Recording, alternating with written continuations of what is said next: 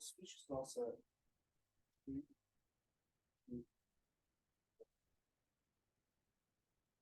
what Apple is seizing right now is only 5% of the global market for control.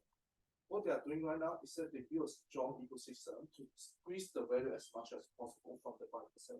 But what we are seeing in the status quo is that we are seeing that much more racing in consumption power, especially in Asia, in countries like India, Indonesia, and Bangladesh, are racing frequently. And we believe that this is the current most important mission for Apple to seize the market and start catching in the pocket instead of before its opponent like Huawei, like Samsung, didn't before them.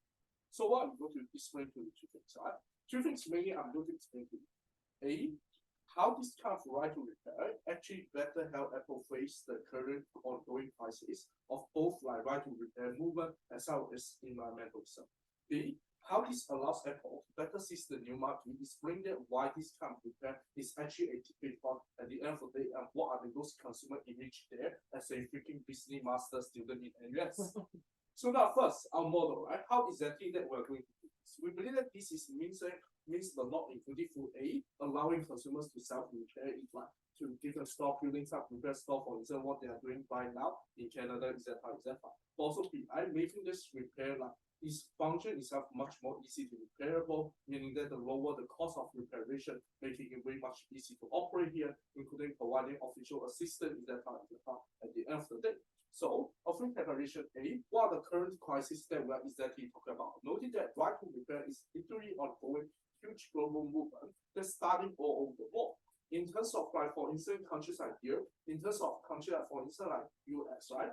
The movement itself aims at the purpose of concern is already principally justified for consumer to have the right of repair their phone, of not losing any other guarantee or any other benefit from Apple or other commercial stock in these cases. This movement has already achieved a significant outcome result in countries like Europe, in states like Europe, in states like United States. It has been passed several occasions, and we believe this is only the future trend, as you are seeing that more and more consumers having the power to vote for this, they are believing so. But also there are second big, right? You notice that there are environmentalism criticism heavily against companies like Apple, especially for its unrepairable situation. It's literally pushing consumers to buy every single new generation of iPhone in this particular case, consider of the waste that they are actually being produced in this hybrid process. Apple, even though being largely credit in terms of social movement, its environmentalism have been compared with its peer, for example, Microsoft, for instance, Samsung, have been largely degraded in the international society as well as within the consumer itself. Where this image itself is also largely contradicting towards itself, like right? You know that Apple's most important branding is to brand itself as the life in the future, and how come the life in the future is a polluting way of life?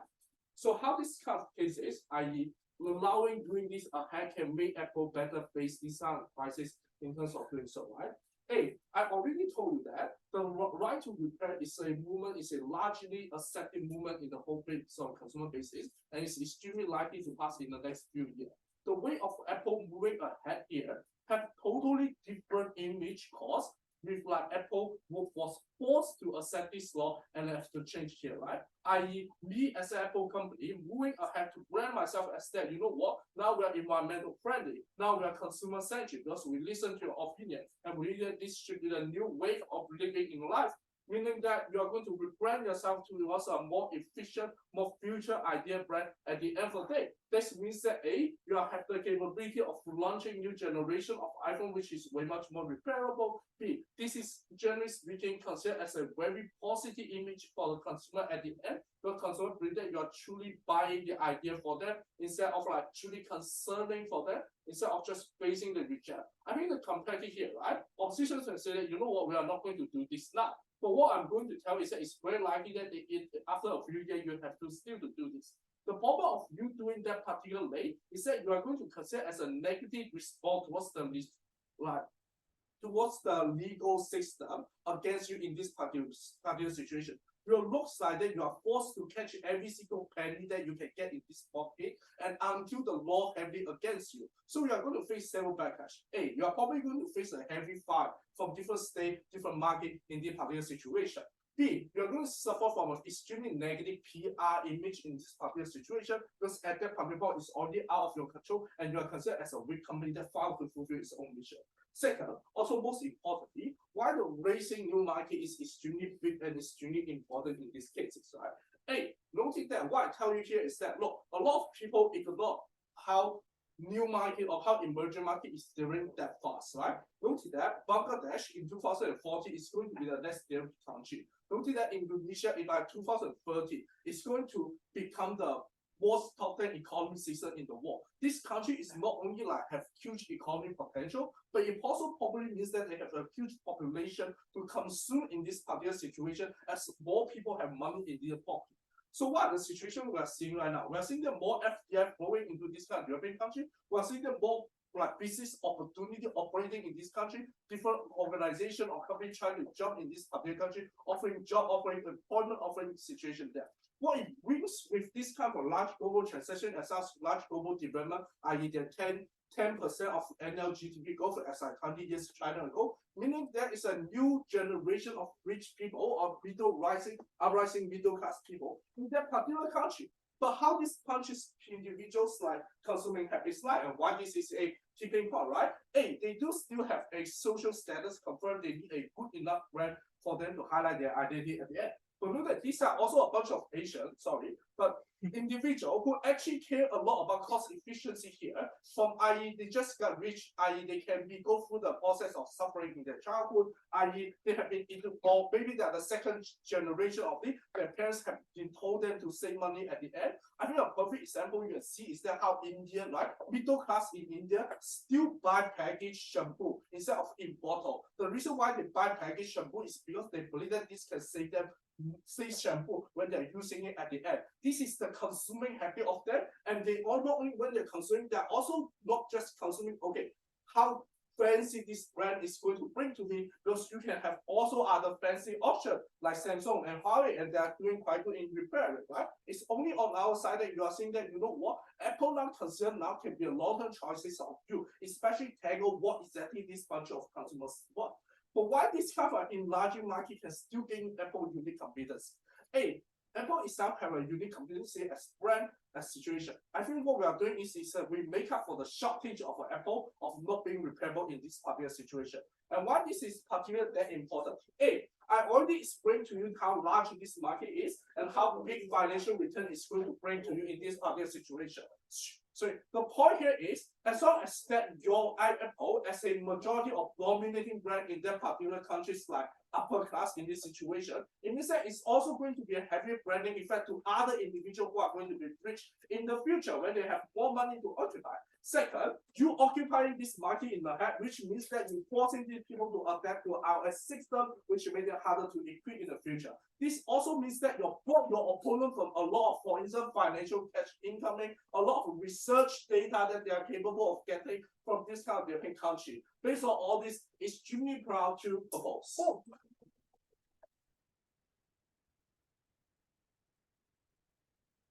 Well, thanks for that speech, and I call upon the first speaker from side left.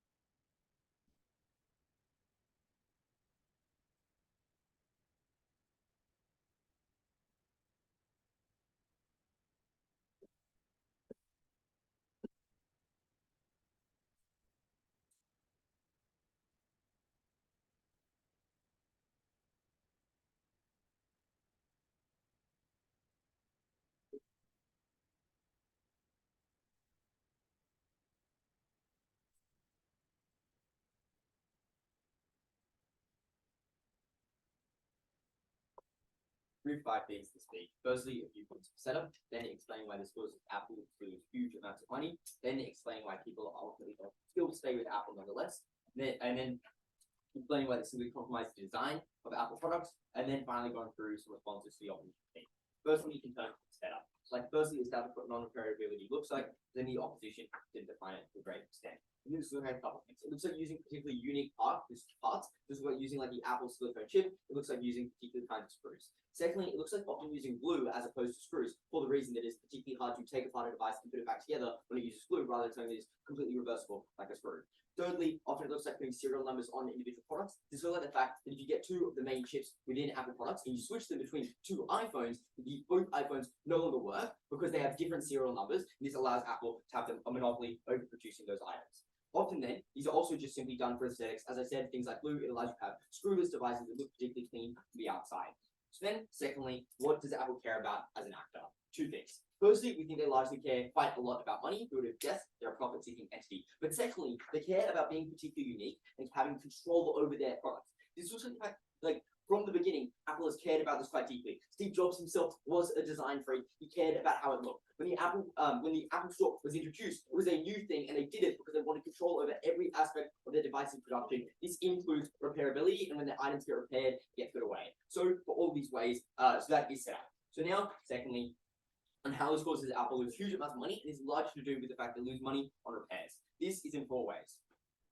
5 ways. Firstly, often people simply buy entirely new devices rather than repairing them. This fact the repair is costly, it gets in the way, and often Apple is now able to just simply say, oh, we'll just give you the new iPhone or the new laptop, and this is able to like obfuscate all of your problems. And then as a result, they get huge amounts of money on this because there is a big profit margin on all of these Apple products. This gets Apple a lot of money. The opposition side, repair is far less costly, and as a result, is far more accessible and people do it. Secondly, often they lose money now as they're not doing the repairs themselves. This is the fact that it is very easy for them to charge a lot, and often noting here, this has a significant profit margin because it's easy for them to charge a lot. Because it simply needs to be less than getting a new device, as well as that the person paying doesn't actually know how hard it is to do this thing because they are technologically illiterate. And as a result, they're able to do this. In the opposition's world, you're far more likely to have third-party repair companies that are able to do this instead of Apple doing it. Apple loses out on that money. Thirdly, they're simply not providing the replacement parts as often now. This was like the fact that now they aren't going to be the ones that are supplying the batteries to replacements, even if they weren't done by third-party things. This is like to do with the fact that they would have third-party batteries that could be put into iPhones and would have to work, because that is what having significant amounts of repairability looks like. Fourthly, people often go into Apple stores because Apple stores are the only place that can repair their device, and as a result, this is an opportunity to sell them something and upsell them on certain devices. This is the fact that often you go into an Apple store and you leave with more than you came in. You leave with chargers, cases, and AirTags and things like that. I know Toby left with an AirTag quite recently. Fifthly, we think that you often are able to sell warranties right now for the reason that selling warranties is something you can do quite effectively when people are going to have a costly repair job if something breaks. But when the repair job becomes much cheaper when it is done by a third party, you're no longer able to get the money off selling that warranty. So ultimately, at the end of this, Apple is going to be losing huge amounts of money in the opposition's world. Apple is currently the most valuable company, and it is the potential loss of profit here that will lose them a lot of stuff considering they are a publicly traded company. Now on why people are going to stay with Apple. This is for a couple of reasons. Firstly, Apple traps you in the Apple ecosystem. This is in 4 ways. Firstly, they often integrate between different devices with like phones and laptops being directly connected together, and they often do this better than other places, and they stop you from being able to connect your devices to other things. This is why the fact that it's particularly hard to connect iPhones to like Microsoft devices. Secondly, often software integration means that software integration exists between devices as well. Thirdly, there's simply a networking effect. In fact, your friends are using Apple, and it is far easier to be able to airdrop someone something when they've also used an Apple phone. Also, the idea is here to do with your friends using Apple, things like having the green text bubble and how often people avoid that and the social stigma associated with it. Fourthly, people know how to use it. There is simply this kind of path dependency in this. The fact that if you know how to use Apple products, you're going to stay with Apple products. Finally, we think it is simply a symbol of wealth in the fact that Apple has a particular brand associated with it, and as a result, people want to maintain the Apple stuff. So even if the opposition might say, oh, being not repairable makes it look bad and means that people are more likely to leave Apple, all of the reasons I've given you are reasons why people are extraordinarily unlikely to actually leave Apple at all. So now, finally, on how this is going to compromise the design of Apple products and make them worse. This is in 2 ways. Firstly, Apple, just like any people, generally care about the look of Apple products, how they feel. They have a particular design aspect to them. Craig Federighi spent lots of time on this. There is a reason that Apple products look and feel the way they do. Apple cares about this deeply themselves, as we said from the beginning. And this ultimately compromises This looks like having screws. This looks like having less unique devices and features, because unique devices and features are particularly hard to repair. We've had things that are particularly innovative, that are particularly hard to repair, because no one has to repair something when it's new. In the same way that people are unlikely to know how to repair the Apple Vision Pro, which is unlike anything that currently exists. The second reason this compromises design quality is the fact that you simply have lower quality things in the devices. This is the reason that Apple is often the best at making things, because they have so much money. This is all the fact they probably produce the best and thinnest batteries in the technological market, and ultimately then, when you have these third-party replacements in place of those, when you do go to a repair, you will simply have a worse battery. This results in lots of this blame being put on Apple, because people are unwilling to associate it with that third party, because they don't actually know that sort of thing. They are technologically illiterate. They simply know that their Apple device is far worse now than it was, even though they got a repair. This leads to them disliking Apple, and this is a harm the opposition has stayed. So ultimately then, the design of Apple products is compromised. This is a bad thing. Apple cares about how it looks. Apple cares about having unique devices that has harmed the opposition as well. So now, in terms of responding to what the opposition is saying, they brought us a couple things here. The best push that they tried to have was that they're going to simply seize a larger market share. Noting here, though, that I'd like to establish that Apple has far more than 5% of the market share of iPhones. They are the most valuable company for a reason, and it's because they have a huge stronghold on the market share of phones and other such devices. But nonetheless, the opposition talks particularly about less developed nation. A couple of responses. Firstly, we think it is going to make Apple phones simply far more costly now, for the reason that we tell you, that they are unable to get lots of profit in other ways, and as a result, they're going to have to put that money into getting more profit from the devices themselves. Secondly, we necessarily think this is actually the tipping point for why people are unable to get devices in the third world. And then thirdly, we think that Apple can just produce a cheaper line of products instead, which allows them to still get all of the benefits we talk about. Let's look at the fact that the iPhone SE existed so that it was a cheaper line of products that would be far easier and better to more accessible for other people. Apple can simply do something like this while maintaining all of their lack of repairability and maintain all of the benefits we get in terms of profit that we tell you before. Then finally, the opposition talks about how this is just sort of like bad for PR and you get a bit of backlash from it. Noting here though that the right to repair movement is particularly small and is not doing quite successfully. The only way that it was successful that the opposition could point to was when it wasn't actually the right to repair movement, it was just the environmental movement doing things that happened to align with the right to repair movement. But often though, doing things like environmentalism can be done in other ways that don't require you sacrificing your repairability. This is like when Apple often pushes the fact that they will recycle phones for you. Noting here though that being able to recycle phones for someone is a particularly cost beneficial thing. For the fact that when you recycle someone's phone, they have to buy a new one, and that gives you huge amounts of money. Ultimately, at the end of that, the only way that you get backlash is when it is environmental. There are far better ways of doing that don't lose you huge amounts of money. Things like being able to cut the charger, other cases. For all of these reasons, you should vote side. Thank you.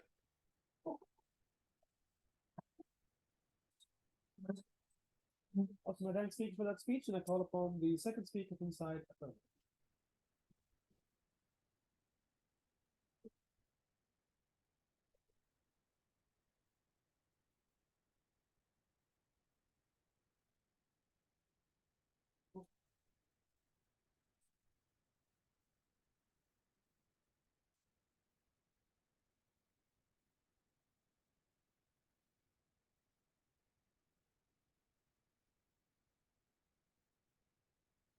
Alright, cool. Could I please check if everyone can be sorry, Zoom habits. Yeah. Could I please check if everyone's ready? That's how I usually say. I see the screen, my brain goes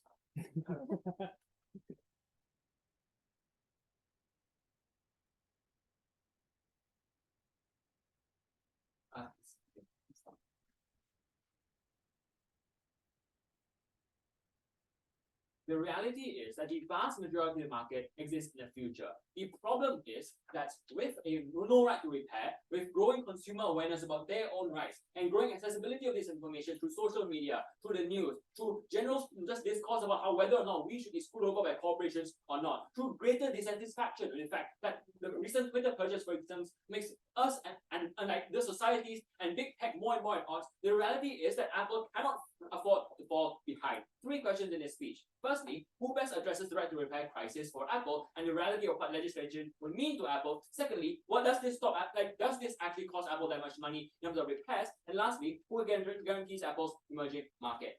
Firstly, on the crisis, I think that it was flippant for opposition to tell us that the right to repair movement is quite small. It is number one, it is untrue. I think that it is just factually untrue that only a few people actually care about repairing their phones. But even if it were, the fact is this is an incredibly intuitive movement. What does this mean? This means that the right to have your phone repaired is something that most people care about, right? So even if it's a small number of people now, the fact is most people don't want to be screwed over with corporation in terms of consumption decisions, right? So if I realize later on that my phone should be repaired, that's something that's very powerful to us. So I don't think it's that small, but even if it were, it is a very powerful narrative that large numbers of people are likely to buy into in the future. But his third response to this is that even a small movement can get a large amount of traction in Congress. That's to say there are specialized groups such as the European Union, and its laws on consumer protections that have signed big tech, for example, Google, for extracting too much data, such as the FTC, which are moving towards enshrining the right to repair in law. The reality of this is that all of these things are likely to impact you later on. Either A, you'll be fined and then you lose massive amounts of money there directly,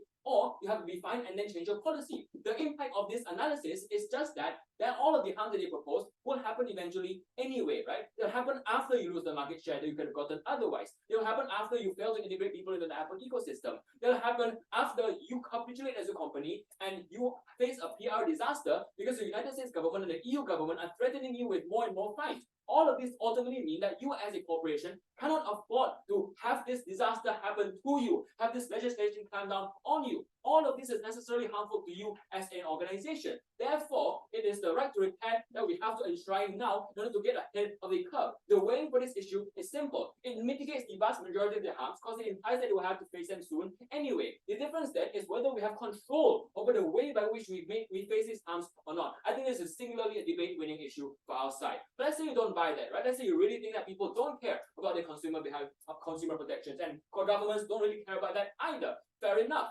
I think that we'll still beat them on their own yardstick. That's to say, the trade-off between whether or not it's more beneficial for Apple to keep extracting as much resource and value from each individual consumer now as compared to trying to expand its market share. Let's talk about the first thing, right?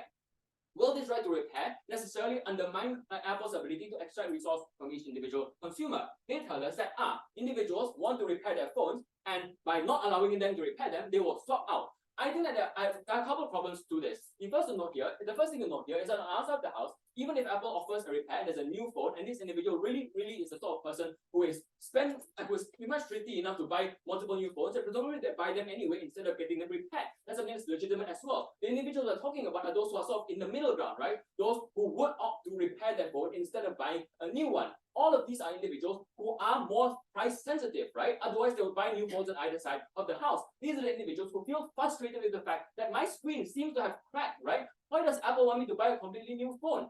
Why is it that the repair cost is so high? Because this phone was never designed to be repaired in the first place. All of this then means that these are consumers who are enraged to the point of then making that change. Sure, it is difficult for them on some level, or it is, inconvenient for them really. Like, I guess it's harder to connect now. You just install an app to let you connect. I guess lah. Like, sure, it's inconvenient, but this inconvenience does not mitigate the feeling that I've been screwed over by corporation, which is something that individuals are very, very sensitive to. What this means is that the existing consumers are likely to switch out if you don't offer them the right to repair, even if they haven't heard of the movement. I feel like I've been essentially tricked by corporation to buying a useless phone. I think I'm more likely to avoid falling for that trick in the future. But then they tell us that it's easy for us to charge a lot because it's our own product being repaired in-house, and if we don't repair in-house, other corporations will do it. I have a couple of responses here. First, I think that Apple is likely to be the one to repair it in-house for multiple reasons. The first thing is to point out that Apple has economies of scale. That's to say, Apple as a large corporation is likely to be the one with the most convenient number of stores around, the one with the largest amount of price effectiveness to be able to repair things and outprice other products in terms of being able to have them repair and do so efficiently to the point where they're able to protect the consumers and charge a decent amount for it. So that's economies of scale means that Apple can likely outcompete other corporations for this. But the second thing to note here is just pure convenience, right? Like, assuming their own frame is true, and this is the individual who will not just go and buy a new phone, presumably this is the individual who will not risk their phone by going to admittedly suspicious third party, right? This is presumably a person who wants to keep the Apple phone and just doesn't want to buy a new one. All of this therefore means that this is probably a person who goes to the most trusted brand, the one who made the phone. You don't want your phone to become worse, as they say. Therefore, you go to the person who made it or the corporation who made it and ask them to repair your phone. All of this therefore means that Apple can still get a decent amount of charge from getting these phones repaired on our side of the house. The last thing that tells us is it compromises device quality. I don't think this is true, right? That implies that a third party is repairing your phone. If Apple repairs your phone and makes sure that they do it well, I don't think it compromises quality that much anyway. All of this implies therefore that on our side of the house we can do so. We can protect Apple's consumers without compromising device quality as a result. The third thing we want to talk about is on monopoly and whether It's the monopoly on production of cars. They tell us that they want to establish this monopoly and avoid other corporations from being able to do this as well. I think that's intuitively speaking, Apple can still establish this monopoly on the production of cars. Presumably, if another corporation starts coming up and trying to produce this, Apple can sue them, right? Like, these are also possibilities that Apple might do. All of this therefore means it's significantly unlikely that all of these things will happen. The last thing I'm going to talk about in this speech, and the debate-winning issue for our side, or another debate-winning issue of our side, is the expanding market. We point out that the vast majority of consumers are going to be the newly rich. Why? Because developing markets are just significantly larger. Individuals in India who are going to be, who are literally the second most populous country in the world, also rapidly developing at the pace that China was 20 years ago, right? Groups like Indonesia, and how they are going to be in top 10 most developed countries in the world. And to a certain extent, China, when as it uplifts more people out of poverty towards upper middle class. All of these are groups of individuals who are going to be new market, new consumers of your product. Why is this particular thing the tipping point that changes their decision-making calculus? I think Vincent gives you great analysis about how these groups of individuals are very, very sensitive to wasting money. The reality is that being told you have to pay $1,000 to repair a phone is a massive waste of money. Being told you have to buy a new phone because the old screen was cracked is a massive waste of money. Even if it in actual terms isn't that much money for them, they feel like it's a waste of money. They've been raised by parents who told them not to buy bottled shampoo in a package, like in Singapore, you see people queuing and buying toilet paper by the dozens because that's just cheaper, right? All of this therefore means that in the East emerging markets, it's significantly more likely these individuals to opt for us. They tell us that we'll make iPhones cheaper, such as the iPhones XE. That's unresponsive, right? Firstly, presumably you want these individuals to buy more expensive phones and then rely on these expensive phones for a long time. Apple benefits from that. But secondly, these are also individuals who are sensitive to the Apple brand being perceived as forcing you to repair and to buy new phones instead of repairing them. That's a crucial tipping point that gets these consumers who are extremely sensitive to these bullshit price differences to change and become Apple producers on our side. What we do is we deny Huawei the ability to capitalize on their data and capitalize on their research. We deny Huawei the market share to get money from them, research using this money, and then outcompete us on hardware, outcompete us on branding. All of these are things that we have to do on our side. So proud to propose. Thank you.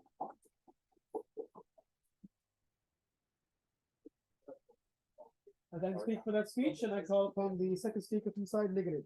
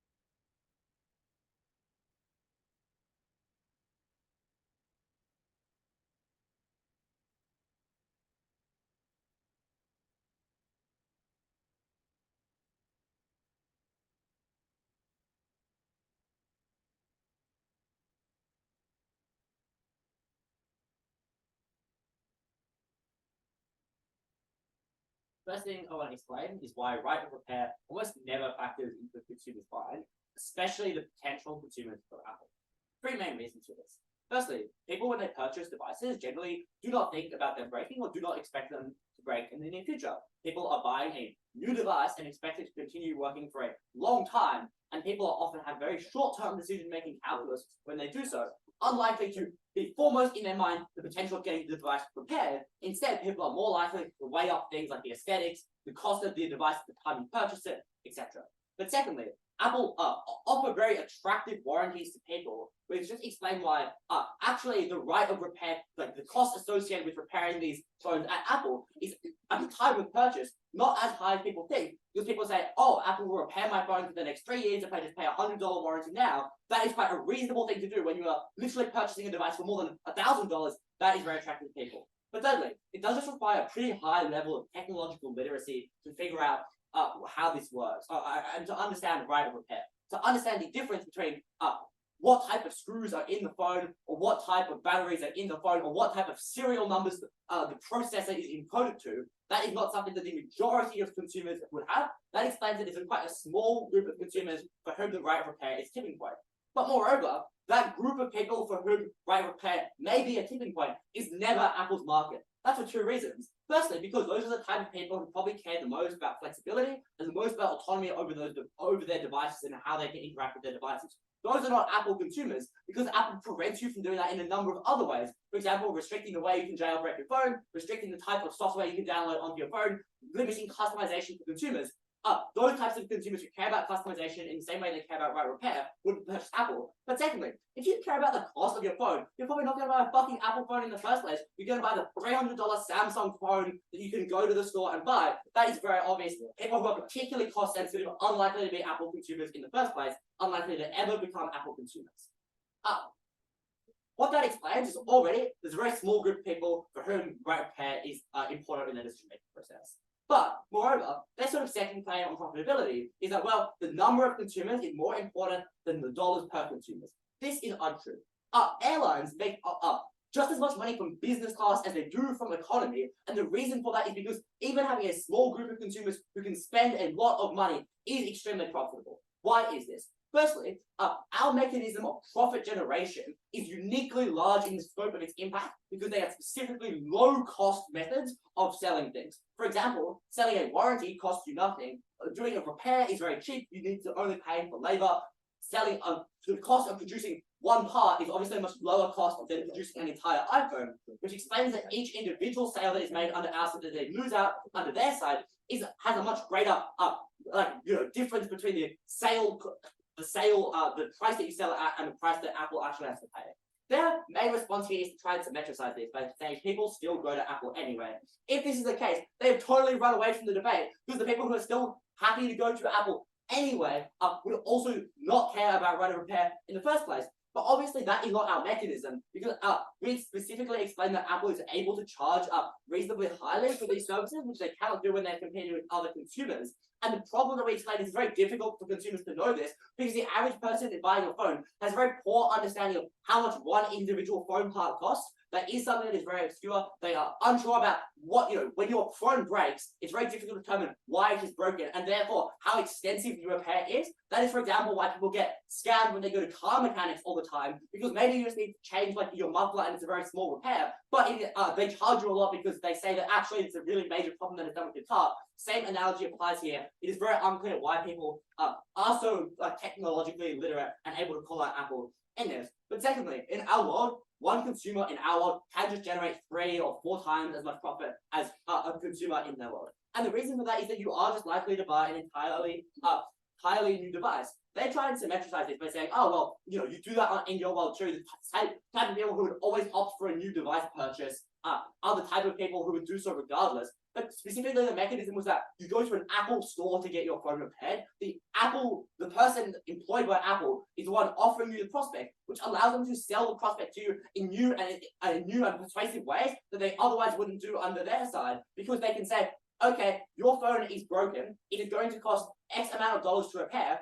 I can do you a deal on a new phone, which is uniquely something only an Apple employee can do, and they at the same time can tell you all the functionalities of a new phone in the same way that a salesman at another store would not do. That is particularly persuasive. That is very likely to be effective, given how amazing Apple is at generating advertising. All this explains, and note that this analysis also applies to the developing world for the exact same reasons that consumers are unlikely to care about right of repair in any circumstance. But let us now deal with specifically the developing world, because if their material is that you are so cost sensitive, you are not going to buy an iPhone. You will buy a much, much cheaper phone. It is very easy to buy an Android phone for $200 or $300. It's extremely unclear why that is the tipping point. But secondly, we'd say under their side, if it is true that Apple loses out money under their side in terms of per phone sales, the way that they would need to compensate this is by raising the price of the phone, which again prices out people in the developing world in a more impactful way, given the analysis I just explained to you, which is that people care more about the cost of the product as opposed to the future potential long-term cost of repair. But secondly, we'd say that we mitigate this argument heavily just by explaining that in some contexts, Apple is already far behind and is unlikely to ever capture the market. Those are the types of people who are likely to buy $300 Android phones. But Apple is currently winning in some contexts. For example, look at the number of Apple stores that are in sort of the most affluent cities in the developed world that are set up in Beijing and Shanghai. And Apple's priority ought to be to milk these consumers as much as possible for the reasons I've already explained. But secondly, Apple has a unique ability to join the game late in the developing world, far beyond any other phone company, because of the class status that is associated with Apple, the brand that they have carefully fostered, which explains that, in 20 or 30, in 20 years, if a country is much more developed and people are able to afford iPhones under our side, Apple can swoop in and capture the market anew, just for the very reason that people are like, I am now making more money, I am now getting paid more, I can finally afford an iPhone, and it's unclear why this material applies. The next way to try and run away from the debate is to explain that the right repair movement is massive and governments are going to be influenced. They have a very high analytical burden to prove this. It's just they don't have to prove that the narrative of right repair is persuasive, but also that it influences people's action in a really meaningful way, i.e. that people care about it so much, which just seems very unclear. But secondly, it's really easy for Apple to justify their current practices by just saying, we're presenting you a better product, we're presenting you a very pretty product, especially when Apple has some of the best advertising in the game. It is extremely easy to justify and persuade people. But thirdly, it's actually pretty unintuitive why right repair is so important. It is not anywhere near as large as a movement as opposition wants to talk about. But even in a circumstance where governments were trying to regulate it, it's very unclear what the harm is, because presumably laws don't apply retroactively. There's a grace period where Apple can just adapt their products in that context in their world. That is perfectly fine. We're very happy to support that. But thirdly, it's just very unclear what reputational damage will occur. Google did not suffer reputationally because of the EU regulation. That is extremely unclear.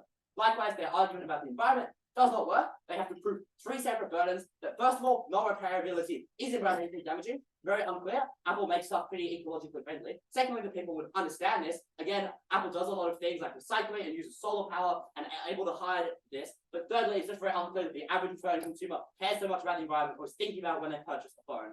At the end of this debate, we're the side that makes a lot more profits than Apple. We're the side that runs with the current business model and milks the consumers for all their work. We're very proud to do that.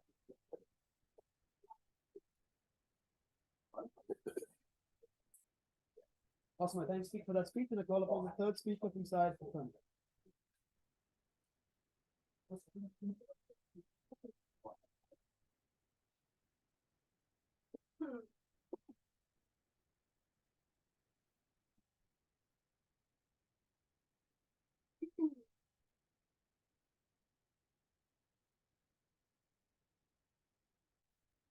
Unbridled consumerism been a good strategy for Apple? Yes, we completely agree with their side that it has been good so far.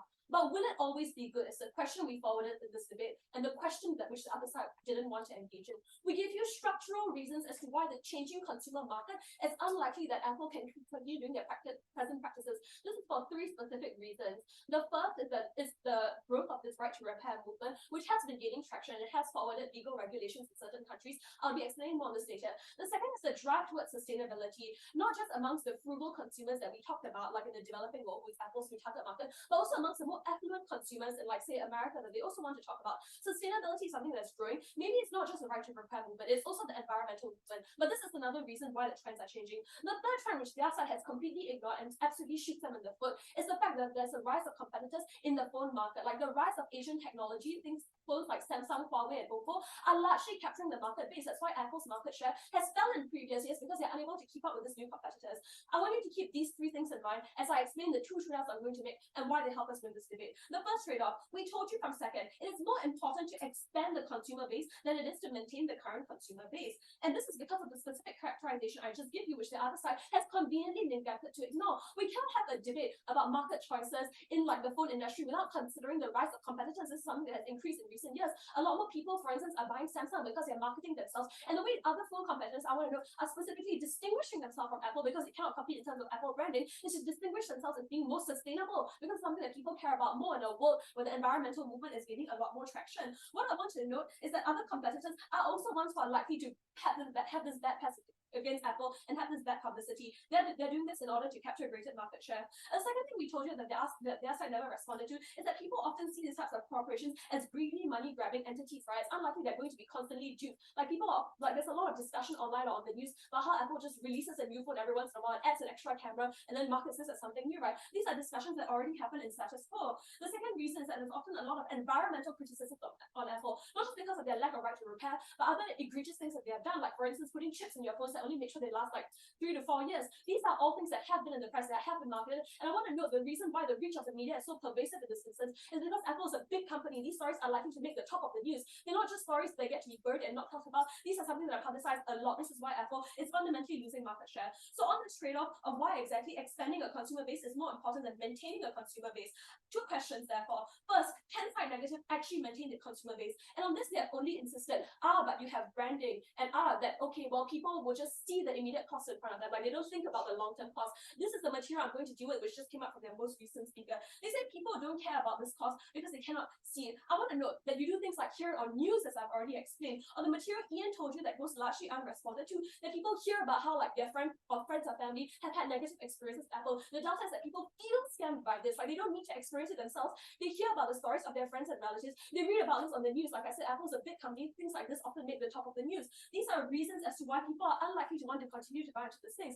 And then they try and push on us the false burden to defend the fact that, oh, well, if these people really cared that much about cost, they would just go buy Samsung. No, we tell you that people care about that people care about branding to an extent because they do want Apple, right? Because it's seen as a good phone. But these people also have cost. People can have multiple considerations. We don't just have to defend one or another. We think people care about cost to the extent where the cost looks massive, like your $1,000 phone is going to last you more than a couple of years. People are like, okay, never mind. I guess I might settle for a slightly lesser model, something like Samsung or Oppo. These are things that people can do. I want to know consumers can have multiple calculus in their decision making. It's not something they have to defend. In any case, right, what they therefore then tell us is that people will just buy it anyways because of things like convenience. I want to know that consumer habits are not unchangeable. People are perfectly capable of changing random habits in their daily lives. People can change their diets. People can change their exercise routines. Consumer patterns of change are not something that are entirely resistant. Like for instance, Samsung is also creating Samsung ecosystems. Like they offer wireless Samsung earbuds or Samsung like touchscreen computers. Like these are things that all provide a new ecosystem that people can simply get used to, especially if cost is an issue, and cost is an issue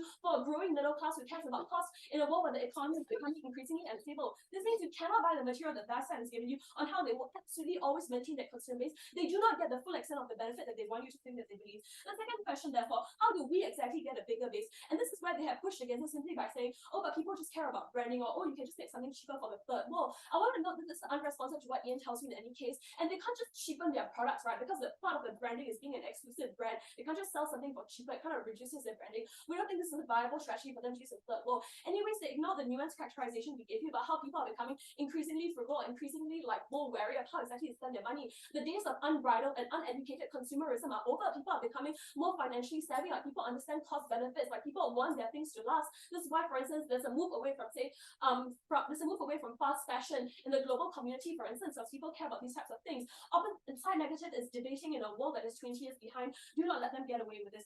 And we told you why expanding the consumer base is more important than maintaining it, right? Because people can only buy a certain amount of products. When it comes to things like iPhones, that's why it's a false like relation when they talk about airline tickets. You can go on many holidays a year, but how many phones do you actually need, right? Like one or two. This is why you need to expand the base for long run projections. You cannot just focus on the current people we've been selling it to. We tell you those people are likely to change anyways. Second trade-off and how it helps us win the debate: short run versus long run. And third, I'm going to bite the bullet and make the trade-off. Yes, we will incur a cost because it's expensive. We are okay with that. The delta that we're going for is the long run. And no, this is how companies make decisions. A company cannot afford to be short-sighted and bank on constant consumers being like misunderstood and misled for a couple more years until such movements gain traction. I've given you structural reasons as to why there are other alternatives, and the environmental movement is like expanding more. We told you material Ian, which was unresponded to, I think is detrimental for their side, right? Like the legal material, the right to repair movement is also backed by the environmental movement. Like recently, last year, bill was unanimously backed in the US Senate regarding whether or not people do have a legal right to repair. The European Commission is already 2 steps of the way there when they recognize that consumers should be able to return defunct products. What this means is that there already is a move towards legislation being put in place about recognizing consumers' right to repair. And note that this is something that will affect companies like Apple significantly because they will be punished for like things like for not moving with this insofar as the bill is passed before they actually make that change. What is the unique benefit we therefore gave you, right? Like we told you that this is okay because the benefit we make from making this trade-off right here, right now, is that we have to spin the narrative. Apple no longer has to be the big bad company that screws over the environment and dupes materialistic consumers. What we are now able to do is say, oh, we are changing, we recognize this is a good thing. The difference is that on their side, when they're forced to change eventually, right, they say, oh, this legislation goes through, we can just adapt the products there. Then you lose the ability to spin the narrative that something branding like that is something that's incredibly important for companies, because you're able to like show yourself as someone who's changing for the good, not someone who's finally changing because they've been forced to do so by legal regulations. This is a benefit you get exclusively from making this trade-off. What is the outcome of this trade-off, and why does it help us win the debate? I want to note that this is the cost we're likely to incur anyways, unless you believe that the environmental movement is not getting traction, unless you believe that consumers are always going to be materialistic, unless you believe that there are no other options, you have to give this cash down, because with these three trends specifically prove that Apple cannot always continue to dupe customers and rely on the branding, which I know is the only mechanization Site Negative has given us as to why they're likely to win. What this therefore means is that the time that which Apple can depend on to continue duping consumers for profit is limited. Yes, we incur the cost, but we incur the cost now. Opposition bench incurs the cost later down the road when they do not have the ability to spin their narratives. Because of the fact that we care about the long run in terms of Apple's profits, companies can make losses in the short run, but it helps them be better in the long run. This is simply how business decision-making model works. Apple presumably cares about its longevity. Because we maintain Apple's profit base in the long run, it is okay we incur a cost in the short run, it is okay that it's expensive. That is the bullet we're willing to fight. You already told you why repairs are unlikely to be something that's just going to use technology altogether. Proud to propose.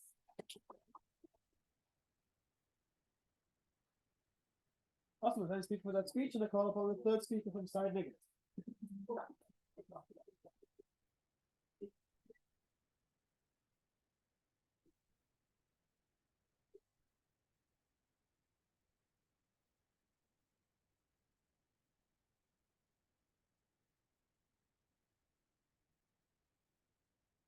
This debate has become particularly one-dimensional. We've only really discussed so far the ideas of how much this will cost Apple in terms of their profit.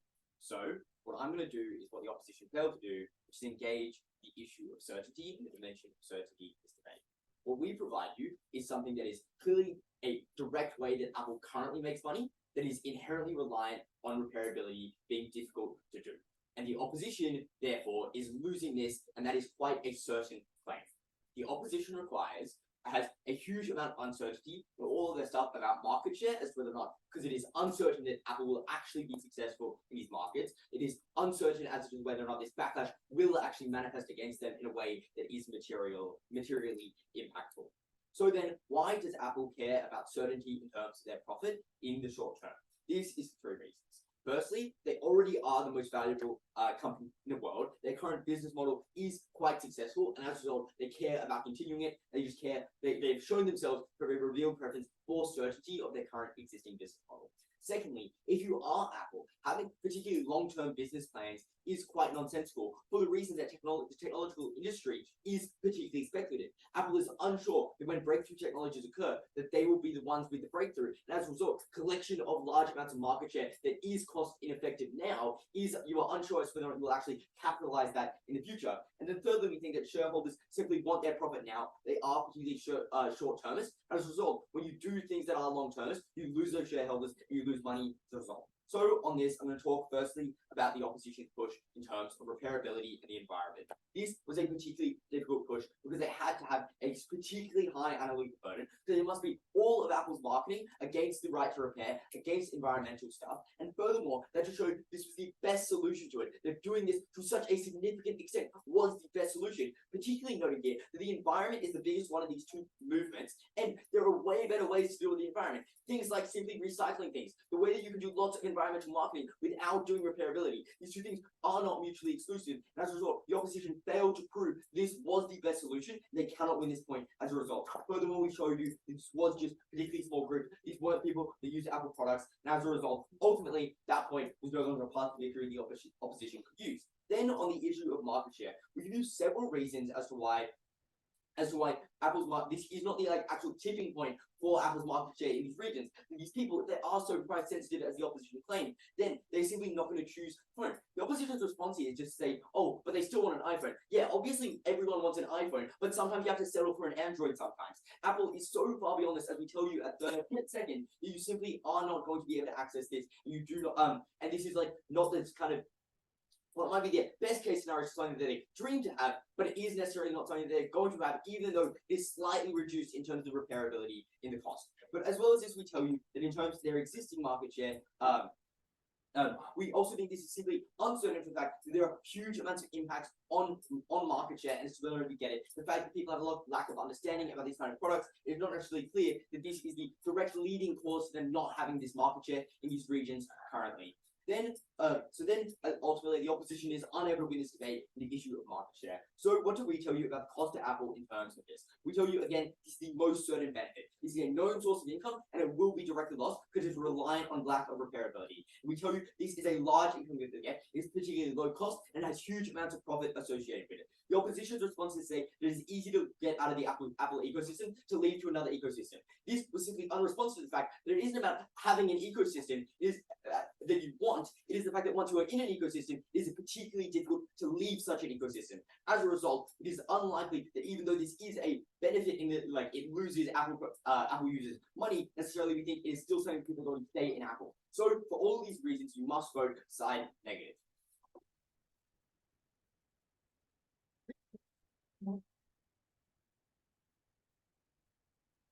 Okay, thanks for that speech. The people retrieved to conclude their case and the debate.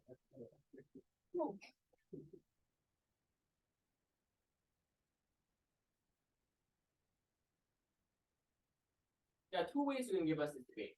The first is to believe that this is a good or this is a bad business model, right? That the constant extraction of profit from every single consumer you have is a poor business model in and of itself. The second way you can give this person's debate is that this is an inevitable business model. And Apple has to look towards a long-term likelihood that it will be forced to do this anyway and has to get ahead of the curve and capture new markets while they are still there to be captured. Therefore, if you believe either of these claims, I think it's clear and valid. So that's exactly how I'm going to structure my reply. Firstly, is this a good business model? They tell us that it's incredibly profitable to milk each consumer by telling them that you have to repair your phone, or buy at exorbitant prices, or buy a new phone. And then they tell us that the reason why people will not see through this bullshit is because of the Apple ecosystem. That makes it much more convenient for us. But what I tell you, and what our bench has told you consistently, is that although it is true that there's some level of path dependency, consumer outrage often overcomes that path dependency, right? What this means then is that they increase awareness of how tech companies are on some level, antithetical to society. Things like the criticism of Elon Musk being right and Twitter's and his Twitter purchase, right? Things like the right to repair movement and the environmental movement as a whole. Even if it has to contest with Apple marketing, the reality is it's about you and your rights as a consumer. These are something that's incredibly immediate to you. So sure, on our side of the house, people have to use a different wire for also a certain period of time, or to use an incompatible laptop for maybe a few months. But this is not at the point in which you are enraged or on some level enraged. This is something that you're often likely to opt into. Only in third in reply, they finally pivot to but Apple marketing is based on uniqueness. Not only is this reply incredibly late in the debate, and to the point where I can only respond to it in reply and therefore completely unfair, it also does not prove that uniqueness is a good thing, right? It doesn't prove that this uniqueness is something that people actually want if this is uniquely bad. But also, it just seems uniquely shitty to say we are great because we charge you more. Like, just bullshit, right? Like, obviously, if you're forcing you to throw away your phone, is something that's not necessarily good. But it also doesn't overcome reduce analysis about how your friends and family are complaining about this to you. Individuals who might be to a certain extent able to afford an Apple product, but don't want to waste money, which is the very nuanced representation we gave you of Asian societies in general, but also not just Asian societies, any society which had a parent who grew up in hard times, right? Yes, they're making a purchase of an Apple product, but they are not, it's significantly harder to justify their investment if a friend of theirs tells them that, hey, the product is literally built to break. My product broke, my screen cracked, and I had to pay $1,000. All of these are narratives that will weigh on your mind, so you don't trust that Apple employee when he tells you, just buy a new one lah. Like, of course you're gonna go like, bullshit, my friend literally got scammed by this, right? So I think that minimally my analysis and our analysis muddies the waters as to whether or not this is a profitable strategy or not.